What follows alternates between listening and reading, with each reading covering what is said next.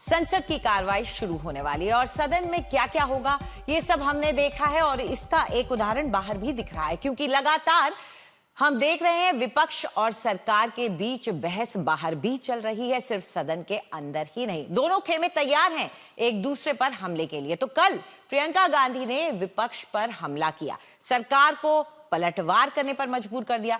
उन्होंने शिक्षा मंत्री को घेरा, टास्क फोर्स को भी कटघरे में खड़ा किया और आज बारी है विपक्ष के नेता राहुल गांधी की।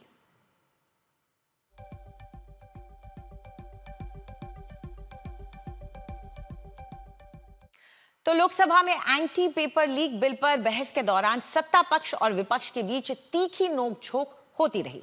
एक दूसरे पर हमला करने के लिए सांसदों ने कविता और शेरों का भी खूब इस्तेमाल किया।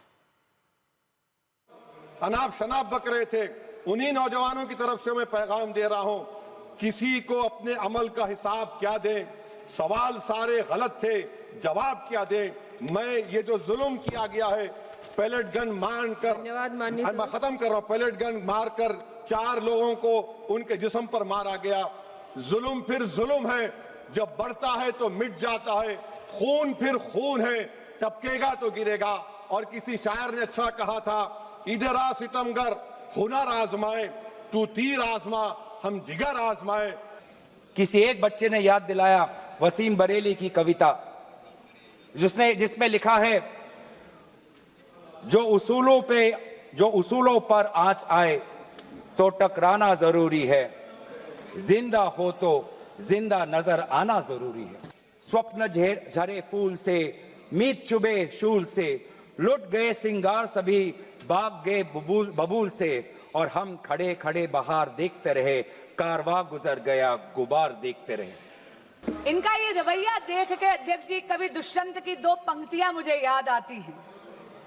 तुम्हारे पैरों के नीचे कोई जमीन नहीं है, तुम्हारे पैरों के नीचे कोई जमीन नहीं है, कमाल है कि फिर भी तुम्हें यकीन नहीं है।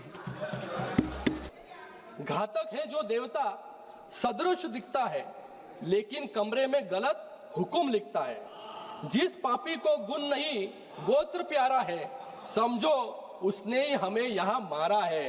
ये मैं इसके अंदर विश्लेषण में नहीं जाऊंगा गौरव जी, ये किसके लिए लिखा है सबको पता है किसके लिए लिखा था। और उसी सुनिए उसी दिनकर जी ने और भी लिखा, सियासन खाली करो कि जनता आती है। और इसी के बाद में 1975 में इमरजेंसी जो है उसका स्ट्रगल जो है शुरू। युवा क्या चाह रहे हैं? आज युवा चाह रहे हैं उड़ान परिंदों से नहीं हौसलों से होती है। उड़ान परिंदों से नहीं हौसलों से होती है। मंजिल उन्हीं को मिलती है जिनकी नियत और मेहनत सच्ची होती है।